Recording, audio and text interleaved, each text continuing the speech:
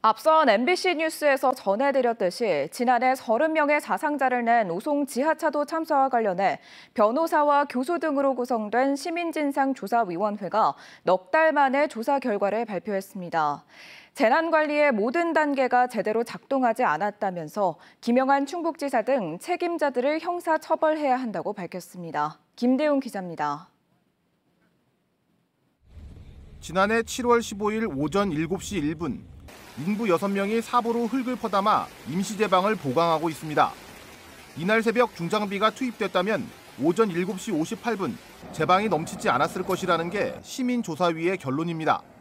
이후 700m 거리에 물이 퍼져나가면서 지하차도에 물이 들어차기까지는 30분이 넘는 이른바 골든타임이 있었습니다.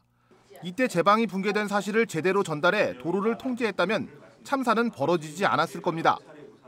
상황실은 청주시 당직실에 전달했지만 청주시는 해당 사실을 충북도청에 전달하지도 않고 결국 아무런 대응 조치도 없었습니다. 참사를 막을 기회는 더 많았습니다. 2020년 초량 지하차도 참사 이후 충청북도는 침수 위험도 기준을 만들었는데 하천저지대 위치를 쏙 빼고 궁평이 지하차도에 가장 안전한 등급을 매겼습니다. 기준을 만들 때 행안부가 내려보낸 공문을 부서 간에 서로 전달하지 않았기 때문입니다.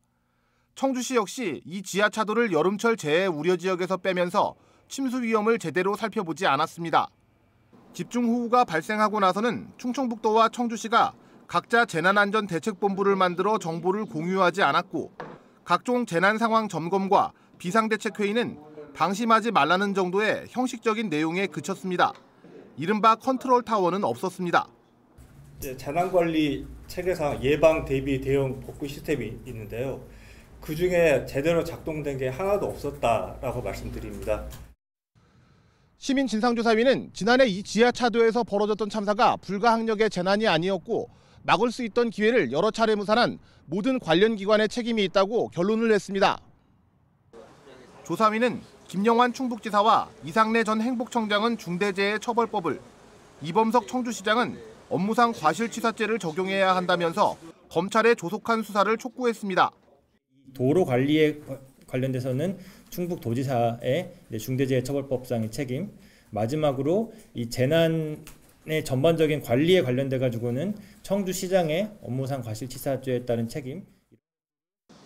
오송 참사 이후 검찰은 지난 9개월간 수사본부를 꾸려 30명을 기소했지만 이른바 윗선은 아직 소환하지 않았습니다. MBC 뉴스 김대웅입니다.